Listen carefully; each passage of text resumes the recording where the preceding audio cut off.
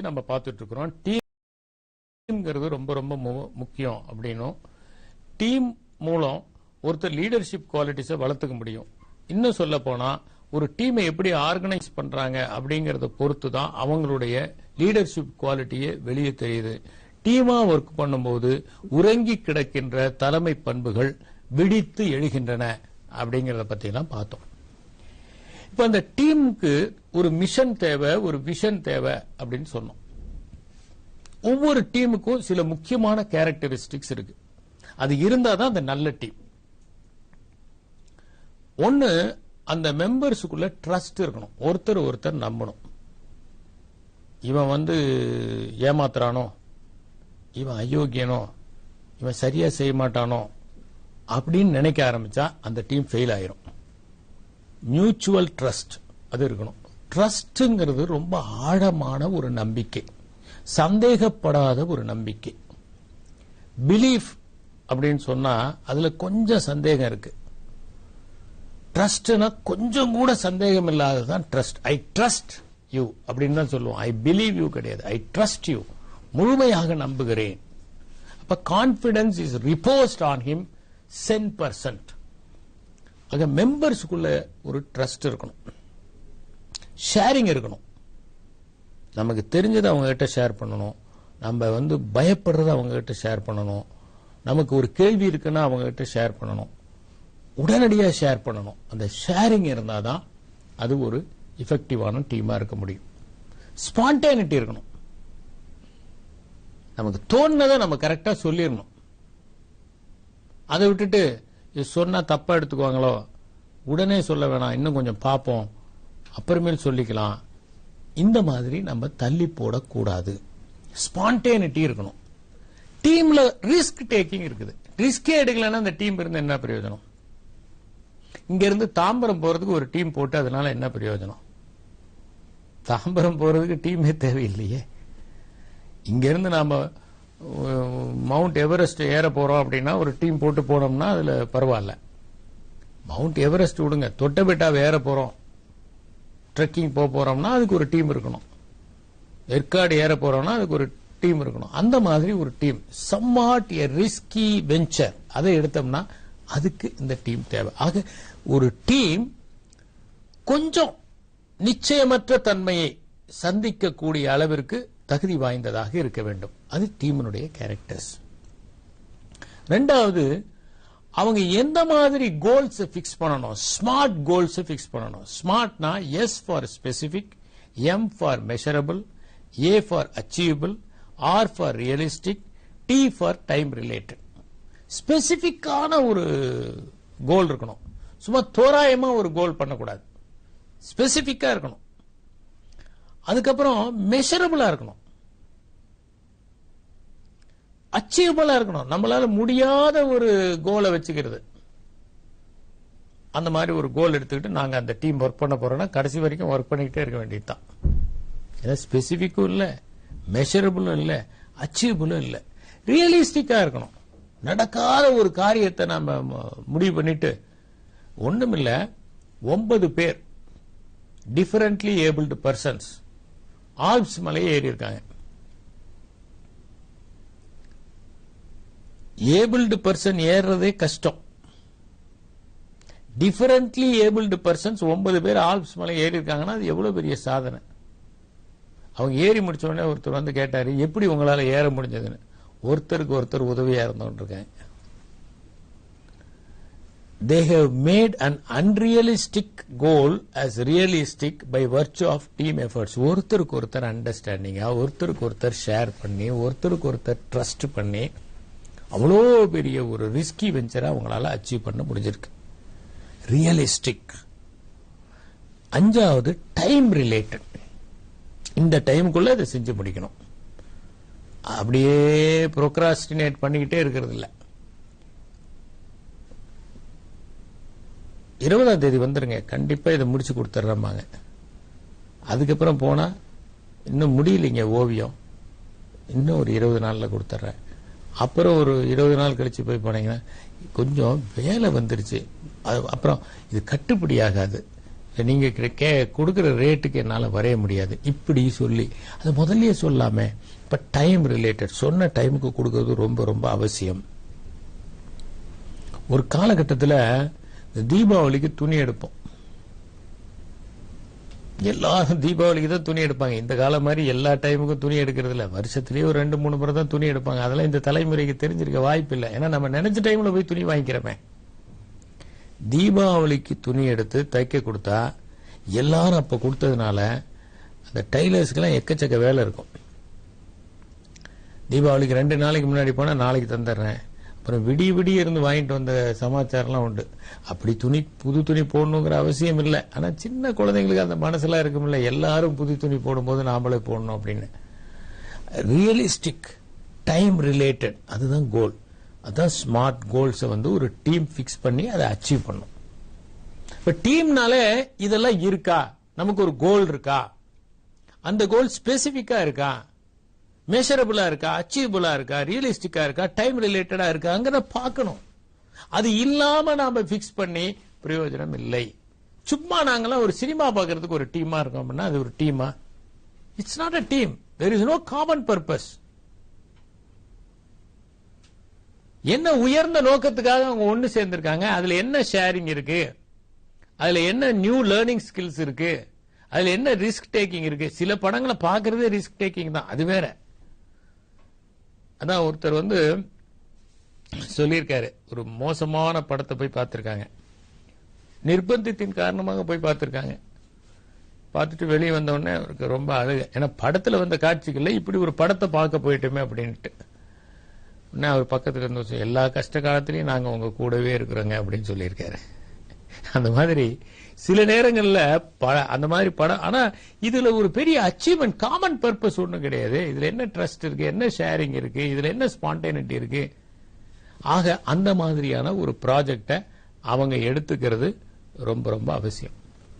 மூணாவது, அந்த individual goals எவ்வளவு முக்கியமோ அவ்வளவு அந்த ஆர்கனைசேஷன் கோலும் முக்கியம். அந்த டீமினுடைய கோல், எனக்குன்னு ஒரு கோல் இருக்குங்க. எனக்கு வாழ்க்கையில ஷைன் பண்ணணும், நல்ல பேர் எடுக்கணும், நல்ல புகழோட இருக்கணும், நான் நல்ல வாழ்க்கையில உயரணும் அப்படின்னு எனக்கு ஒரு கோல் இருக்கலாம். எனக்கு அதெல்லாம் இல்ல, பொதுவா இருக்கணும். அப்படி இருக்கலாம். அப்படி ஒருத்தருக்கு இருக்கு. இப்ப என்னுடைய டீமுடைய கோலை சாக்ரிஃபைஸ் பண்ணி என்னுடைய இண்டிவிஜுவல் கோலை நான் அடையணும்னு நம்ம நினைக்க கூடாது. டீம் ஜெயிக்கணும், நானும் ஜெயிக்கணும். நாங்க கிரிக்கெட் டீம்ல விளையாடுறேன், இந்தியா ஜெயிக்கணும், நானும் ஒரு ரெக்கார்டை கிரியேட் பண்ணணும் அப்படி நினைச்சு நம் நாடு ஜெயிப்பதற்காக விளையாடுவதுதான் மிகச்சிறந்த விளையாட்டு. அந்த எண்ணத்தோடு இருப்பது அவசியம். அது ஒரு குட் டீமினுடைய ஒரு கேரக்டரிஸ்டிக் ஃபீச்சர். அந்த டீம்ல எப்படி நாம நம்முடைய டேலண்ட்டை நமக்காகவும் பயன்படுத்த வேண்டும், அந்த டீமுக்காகவும் பயன்படுத்தணும். அப்ப நான் கொஞ்சம் மறைச்சிக்க கூடாது. இதை நான் தனிப்பட்ட வெஞ்சருக்கு பயன்படுத்திக்குவேன், இந்த டீமுக்கு ஒரு 60% மட்டும் பயன்படுத்துவேன், ஒரு 40% எனக்கு நான் வச்சுக்குவேன் அப்படின்னு நினைக்க கூடாது. 10% அங்க நம்ம இன்வெஸ்ட் பண்ணணும். அதே மாதிரி இந்த டீம்ல எப்படிப்பட்டவங்க இருக்கணும், பல்வேறு திறன் உள்ளவங்க இருக்கணும். a mix of talents. நான் சொன்னேன், ஒரு டீமை கான்ஸ்டிடியூட் பண்ணும்போது ஒருத்தர் நல்ல வில்லாளியா இருக்கணும், ஒருத்தர் நல்ல அம்பு இது, ஒருத்தர் நல்ல கத்தி சண்டை சுத்துறவரா இருக்கணும். அப்படி இருந்தா தான் அந்த ஆர்மி ஜெயிக்க முடியும். ஏற்கனவே ஒரு முறை சொல்லியிருக்கேன் நான் இந்த நிகழ்ச்சியில, நெப்போலியனுடைய வெற்றிக்கு என்ன காரணம் அப்படிங்கன்னா, அவரு ரோமன் ஃபேலங்ஸை வெஸ்டர்ன் கண்ட்ரிஸ் ஃபாலோ பண்ணிட்டு இருக்கும்போது கிரீக் ஃபேலங்ஸ் அவர் இன்ட்ரோடியூஸ் பண்ணார். ரோமன் ஃபேலங்ஸ்னா என்ன, கிரீக் ஃபேலங்ஸ்னா என்ன? ரோமன் ஃபேலங்ஸ்ல என்ன பண்ணுவாங்கன்னா, கேவல்ரிலாம் ஒன்னா இருக்கும், குதிரைப்படையெல்லாம் ஒன்னா இருக்கும், வால் வீசுறவங்கலாம் ஒன்னா இருப்பாங்க, காலாட்படைக்காரங்களாம் ஒன்னா இருப்பாங்க, தேர் வீரர்கள்லாம் ஒன்னா இருப்பாங்க. அதுதான் ரோமன் ஃபேலங்ஸ். இதுல ஒரு சின்ன பிரச்சனை என்னன்னா, காலாட்படைய திடீர்னு கேவல்ரி சுத்திக்கிச்சின்னு வச்சுக்கோங்க, அந்த காலாட்படையை அவங்க துவம்சம் பண்ணிடுவாங்க, மேசக்கர் பண்ணிடுவாங்க, கம்ப்ளீட்டா எலிமினேட் பண்ணிடுவாங்க. இந்த காலாட்படையினால அவங்கள ரெசிஸ்ட் பண்ண முடியாது. நொமேடிக் வாரியர்ஸ் அப்படின்னு சொல்லக்கூடியவர்கள் மங்கோல்ஸ். இந்த மங்கோல் பீப்புள் ஜெயிச்சதுக்கு காரணமே அவங்களுடைய எஃபெக்டிவ் கேவல்ரி. ஆயிரக்கணக்கான குதிரைகள் அதிவேகமா வரும்போது எதிர்த்திருக்க முடியாது. இவன் சுதாரிக்கிறதுக்குள்ள இவனுடைய காலு கை எல்லாம் போயிடும். அந்த வேகம்னா புயல் மாதிரி வந்து எல்லாரையும் வெட்டி சாய்த்து கொண்டு போவதுதான் அவங்களுடைய உத்தி. அதுலதான் அவங்க பயப்பட வச்சாங்க. நான் ஒரு முறை பிரான் மலைக்கு போயிருந்த போது அங்க ஒரு மெயின் டேட்டி இருக்கு. அந்த மெயின் டேட்டி இருக்கும்போது வெளியில ஒரு டேட்டி இருந்தது. நான் கேட்டேன், என்னங்க இங்க ஒரு டேட்டி இருக்கு, அங்க ஒரு டேட்டி இருக்கு அப்படின்னு.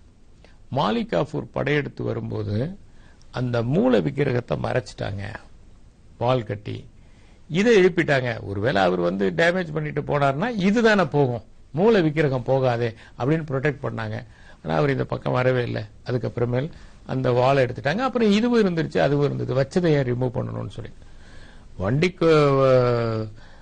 வண்டிப்பாளையம் தெப்பகுளத்துல தான் அந்த முக்குருணி விநாயகர் அதை எடுத்தாங்க. திருமலை நாயக்கர் மகால் அந்த தெப்பகுளத்தை தோண்டும் போதுதான் அந்த முக்குருணி விநாயகர். அதெல்லாம் அந்த மாலிகாஃபூர் படையெடுப்ப மக்கள் கொண்டு போய் அதை மறைச்சு வச்சாங்க அப்படின்னு சொல்றாங்க. அப்ப அது எப்பேற்பட்ட அதிர்வளைவுகளை ஏற்படுத்தியிருக்கு பாருங்க. திடீர்னு ஒரு மேசிவான ஒரு கேவல்ரி எல்லாத்தையும், மங்கோல்ஸ் கிடையாது, பட் கில்ஜி டைனாஸ்டியில இருந்த அந்த ஜெனரல் அந்த மாதிரி பண்ணும்போது அது பயங்கரமான அதிர்வளைவுகளை ஏற்படுத்தியது. அப்ப ரோமன் பேலங்ஸ்ல உள்ள மிகப்பெரிய பிரச்சனை, இரண்டு குழுக்கள் மோதுகின்றன. ஒன்று சக்தி வாய்ந்ததாக இருக்கிறது, இன்னொன்று சக்தி வாய்ந்ததாக இல்லாவிட்டால் அது துவம்சம் செய்யப்படக்கூடிய அபாயங்கள் இருக்கின்றன. ஆனா கிரீக் பேலங்ஸ் எப்படின்னா, அதுல ஒரு யூனிட்ல கேவல்ரி இருக்கும், ஃபுட் சோல்ஜர்ஸ் இருப்பாங்க, ஆர்ச்சரி இருக்கும், ஸ்வாட்மென் இருப்பாங்க, எல்லாரும் இருப்பாங்க, தேர்ப்படை எல்லாமே இருக்கும். இது எல்லாம் இருக்கும்போது அவங்க சப்போஸ் ஒரு கேவல்ரிய எதிர்கொண்டாங்கன்னா கேவல்ரியவை இவங்களால ரெசிஸ்ட் பண்ண முடியும். ஒரு ஃபுட் சோல்ஜர்ஸ் அவங்க எதிர்கொண்டாங்கன்னா அவங்களை ஈஸியா அவங்களால டெசிமேட் பண்ண முடியும். ஆக இந்த கிரீக் பேலங்ஸ நெப்போலியன் கடைபிடிச்சார். ஆர்டிலரியும் இருக்கும், ஸ்வாட்மெனும் இருப்பாங்க, எல்லாரும் இருப்பாங்க, ஆர்ச்சரி இருப்பாங்க, கேவல்ரி இருக்கும், எல்லாம் இருக்கும்போது it use to be a very powerful phalanx. இதனாலதான் அவர் ஜெயிச்சாரு. இப்ப ஒரு ஆர்கனைசேஷன் இருக்கு. அந்த ஆர்கனைசேஷன்ல மார்க்கெட்டிங் பீப்புள் இருக்காங்க, பினான்ஸ் பீப்புள் இருக்காங்க, அக்கவுண்ட்ஸ் பீப்புள் இருக்காங்க, ப்ரொடக்ஷன் பீப்புள் இருக்காங்க, ஃபோர்மேன் இருக்காங்க, எல்லாரும் இருக்காங்க. இப்ப லஞ்ச் டைம் வரும்போது இந்த மார்க்கெட்டிங் பீப்புள் எல்லாம் ஒரு கேண்டீன்ல போய் சாப்பிடுவாங்க. ஒரே டைம் சாப்பிடுவாங்க, பக்கத்து டேபிள்ல. இப்ப இந்த மார்க்கெட்டிங் பீப்புளுக்கு பினான்ஸ் பீப்புள் என்ன நினைக்கிறாங்கன்னே தெரியாது. இந்த பினான்ஸ் பீப்புளுக்கு மார்க்கெட்டிங்ல இருக்கிற ப்ராப்ளம் தெரியாது, மேனுபேக்சரிங்ல இருக்கிற ப்ராப்ளம் தெரியாது. அவங்க அதை ஃபைலா தான் பார்ப்பாங்க. ஒரு ஃபைலா பார்க்க கூடாது, ஃபீல்டு லெவல் சிச்சுவேஷன் என்ன இருக்குதுன்னு பார்க்கணும். அதுக்கான வாய்ப்புகள் இல்லை, அவங்களோட அவங்க மிக்ஸ் பண்றதே இல்லை. காரணம், கிட்டத்தட்ட அது ஒரு ரோமன் பேலங்ஸ் மாதிரி. எந்த ஒரு ஆர்கனைசேஷன்ல எல்லாரும் ஒன்னா சாப்பிடுறாங்களோ, இவங்க எல்லாரும் ஒன்னா, ஒரு finance person has to encounter marketing man, he has to talk to a production man, he has to talk to engineers, he has to talk to establishment people. இப்படி இருந்துச்சுன்னா அவங்க ஒருத்தருக்கு ஒருத்தர் அந்த ப்ராப்ளத்தை நல்லா புரிஞ்சுக்குவாங்க. எந்த ஆர்கனைசேஷன்ல ரோமன் பேலங்ஸ் படி இயங்குறாங்களோ அங்க சினர்ஜி இருக்காது, கோஆர்டினேஷன் இருக்காது. அங்க கிட்டத்தட்ட ரோமன் பேலங்ஸ் மாதிரி அவங்க கடிவாளம் போட்ட குதிரைய மாதிரி ஒரு நேரோ போக்கஸோட இருப்பாங்க. அப்ப அவங்க வேலையை மட்டும் அவங்க பார்ப்பாங்க, அதுவே பிரதானமா இருக்கும். அடுத்தவங்களுடைய ப்ராப்ளத்தை அவங்களால சால்வ் பண்ண முடியாது. Therefore the organization will not be successful. அங்க teamwork will be missing.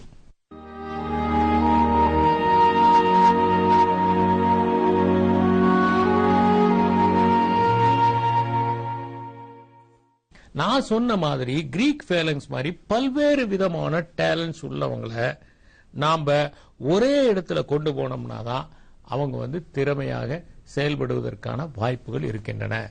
தனித்தனியா போட்டா அதுல பிரயோஜனம் இல்லை. இது ஒரு குட் டீமுக்கான அடையாளம். அடுத்தது மேனேஜிங் த கான்ஃபிளிக்ட். ஒரு டீம் அப்படின்னு இருந்தா அந்த டீம்ல நிச்சயமா கான்ஃபிளிக்ட் இருக்கும். மனிதர்களுக்கு ஈகோ இருக்கு. நான் நினைக்கிறதா சரி, நான் சொல்றதுதான் சரி, நான் தான் பெரிய ஆள், எனக்கு நிறைய தெரியும், எனக்கு எவ்வளவு எக்ஸ்பீரியன்ஸ் இருக்கு தெரியுமா, நான் எங்கெல்லாம் ஒர்க் பண்ணிருக்கேன் தெரியுமா, நான் படிச்சது எங்க தெரியுமா, நீ படிச்சது எந்த காலேஜ், நான் படிச்சது எந்த காலேஜ், நான் இன்டர்நேஷனல் காலேஜில் படிச்சேன். இந்த மாதிரியான ஈகோலாம் வரும்.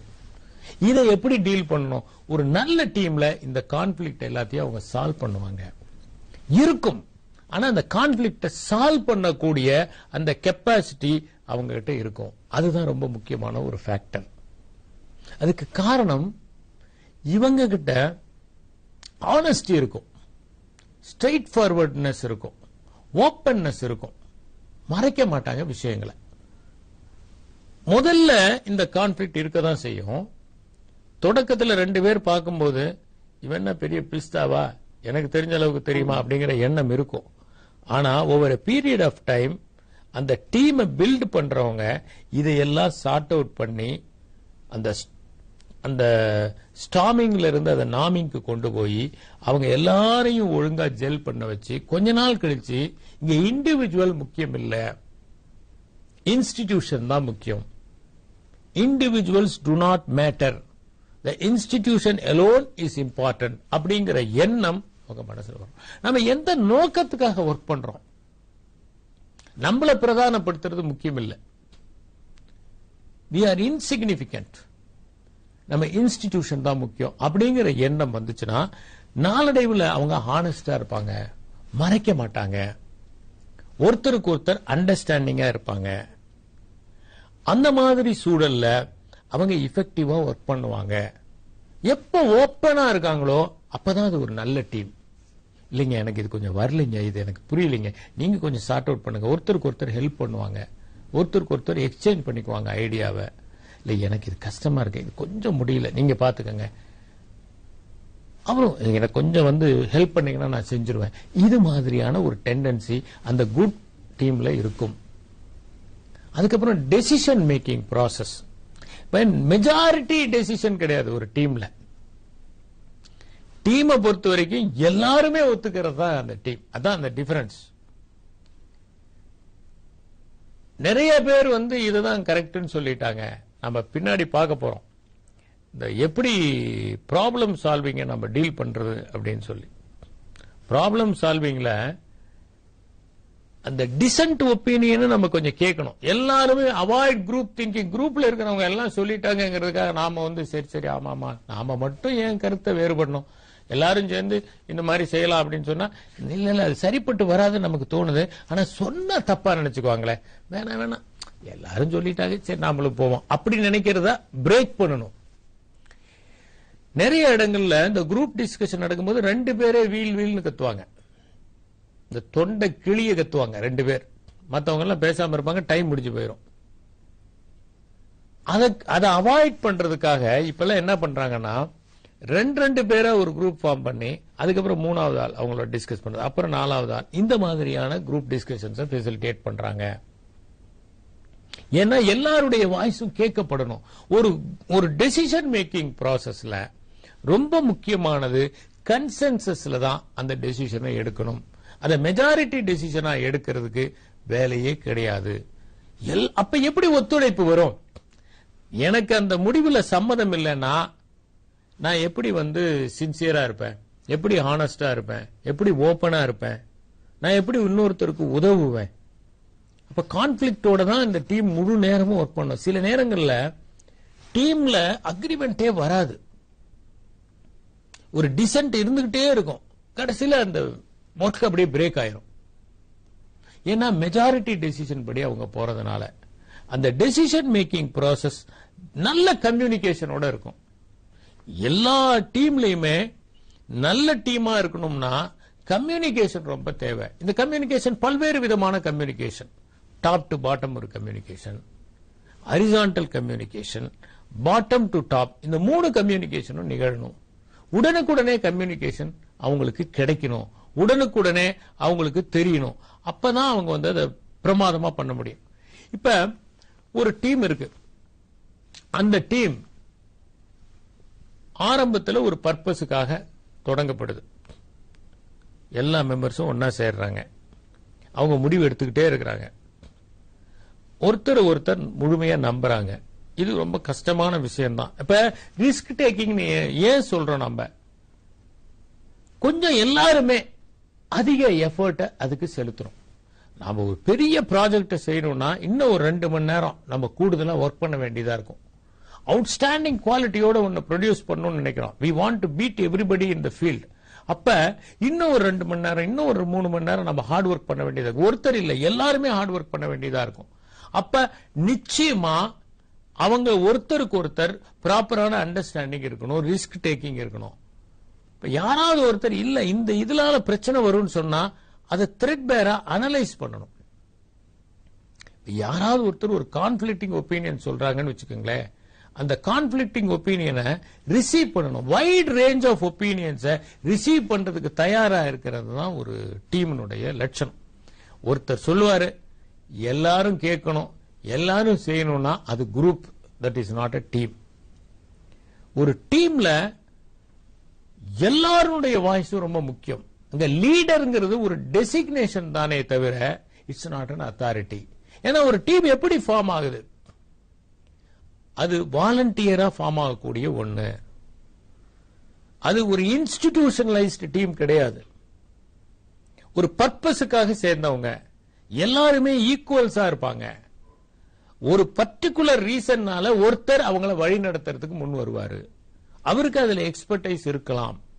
அப்ப வைட் ரேஞ்ச் ஆஃப் ஒப்பீனியன்ஸை ரிசீவ் பண்ணணும். யாருமே இந்த ஒப்பீனியன் முட்டாள்தனமான ஒப்பீனியன், வாயை மூடு அப்படின்னு சொன்னா அந்த டீம் முடிஞ்சு போச்சு. யோ உனக்கு கொஞ்சமாவது அறிவு இருக்கா, இந்த மாதிரி ஒரு சஜஷன் சொல்றியே அப்படின்னா அந்த டீம் அன்னையோட out. Together each achieve more இல்ல. ஆக ஒரு நல்ல டீமுக்கு இந்த குவாலிட்டிஸ் எல்லாம் இருக்கணும். ஒரு அருமையான டீம் ஃபார்ம் பண்ணிருக்காங்கன்னா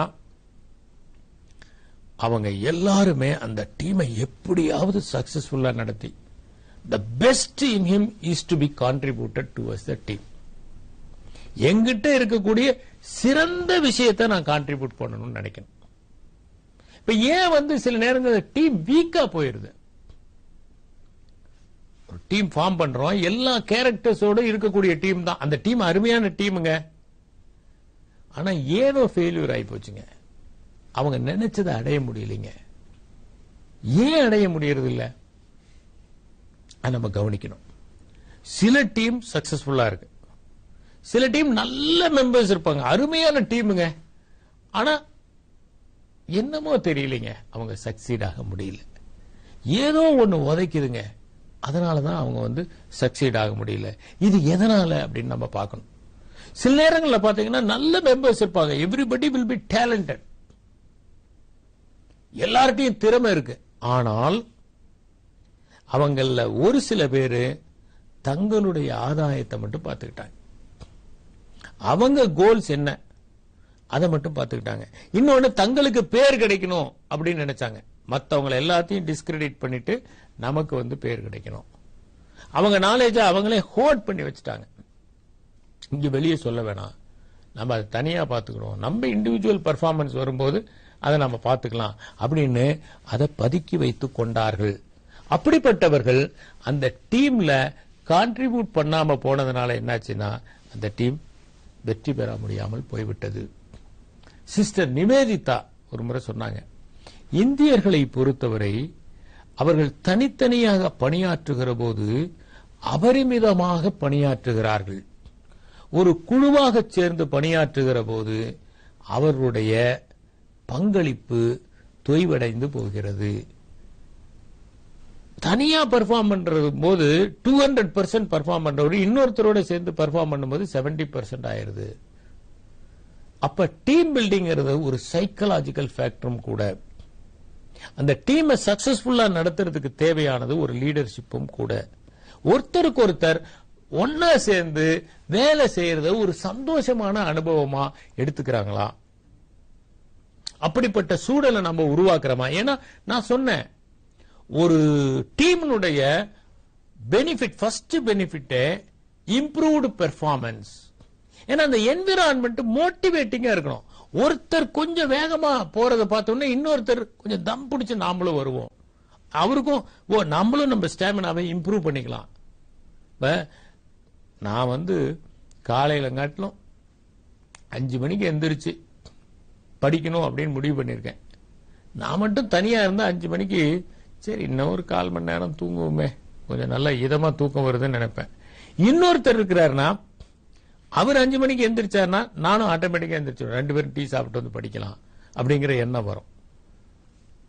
வாக்கிங் போகணும், காலையில அவர் வந்துருவாருன்னா நம்ம அதுக்காக எந்திரிச்சு ரெடியா இருப்போம். ஏன்னா அவர் வந்துருவாரே அப்படிங்கிறது. தனியா போகணும்னு நினைச்சா கொஞ்சம் நம்ம ப்ரோக்ராஸ்டினேட் கூட பண்றதுக்கு ஆரம்பிச்சிருவோம். அப்ப முக்கியமானது என்னன்னா, ஒரு டீம்ல ஒருத்தர் உந்து சக்தியாவே இருப்பாங்க. இந்த பறவைகள் பறந்து போறதை பத்தி ஒரு முறை சொன்னேன். இந்த வி ஷேப்ல தான் அந்த கொக்குகள் எல்லாம் பறந்து போகும்னு. அதுல வீக்கானது நடுவுல பறக்கும், ஃபர்ஸ்ட் ஸ்ட்ராங்கானது வழி தெரிஞ்சது பறக்கும், பின்னாடி ஸ்ட்ராங்கானது இருக்கும். அந்த ஸ்ட்ராங்கான பறவைகள் தங்களுடைய விங்ஸ்ல ஃபிளாப் பண்ணி விண்டை கிரியேட் பண்ணி இந்த நடுவுல வீக்கானதை அப்படியே புஷ் பண்ணிவிடும். அந்த போர்ஸ்லயே அந்த வீக்கானது போய் கொஞ்ச நேரம் கழிச்சு அது தே வில் கெயின் ஸ்டாமினா. அப்புறம் அது பேக் பொசிஷனுக்கு வரும். எப்பவுமே கொக்குகள் மைக்ரேட் பண்றத பாத்தீங்கன்னா அது வி ஷேப்ல தான் பறக்கும். அப்ப கொக்குகள் கூட ஒரு டீமா தான் இருக்கு. சிங்கங்கள் ஹண்ட் பண்றத பாருங்க, அது ஒரு டீமா தான் ஹண்ட் பண்ணும். அப்படியே ஒரு ஸ்டேஜ் வரைக்கும் துரத்திட்டு அப்படியே வெயிட் பண்ணும். உடனே அது இன்னும் அந்த பீஸ்ட் ஓடும் போது அடுத்தது துரத்தும். இந்த ப்ராசஸ்ல அந்த Beast will lose it's stamina, அப்படியே அது விழுந்துரும். அப்ப டீம் அப்படிங்கிறது விலங்குகள் கூட செய்யக்கூடிய ஒரு விஷயம், பறவைகள் கூட செய்யக்கூடிய விஷயம். ஒருத்தர் உந்து சக்தி பண்ணும்போது அவங்களுடைய பெர்ஃபார்மன்ஸ் அபரிமிதமாக இருக்கும். எனவே அந்த டீமை பற்றி இன்னும் தெளிவாக புரிந்து கொள்வோமேயானால் நாம் எல்லா இடங்களிலும் சரியான குழுக்களை அமைத்து மிகச்சிறந்த சாதனைகளை படைக்க முடியும்.